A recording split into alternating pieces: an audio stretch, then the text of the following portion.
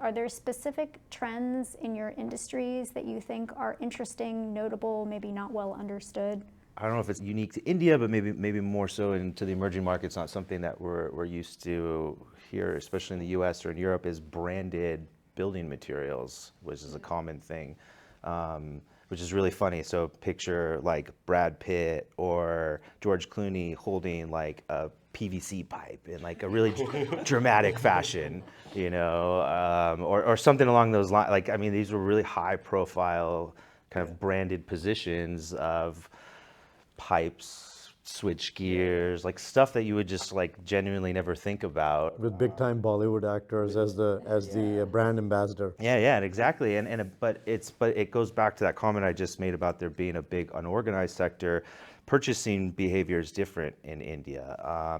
So if you're getting work done on your house, the consumer themselves will go with the contractor to the distributor and pick out the brand of materials that they want to use for the house.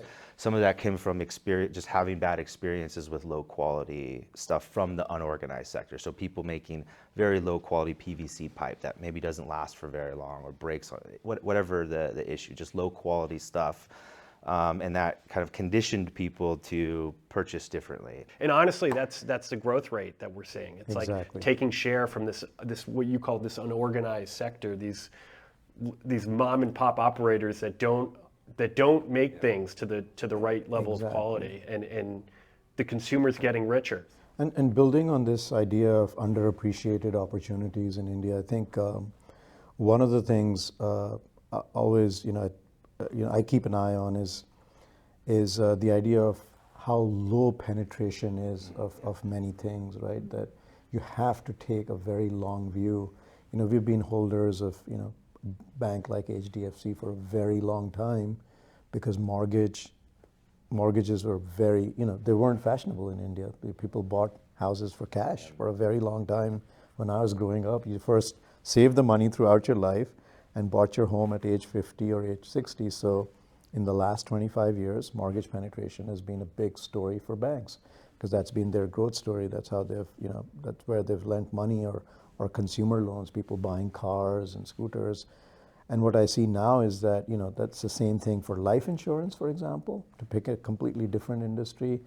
It's the same for mutual funds. People still don't own, mutual funds in India, and it's probably 50 years what the US was 50, 60 years ago.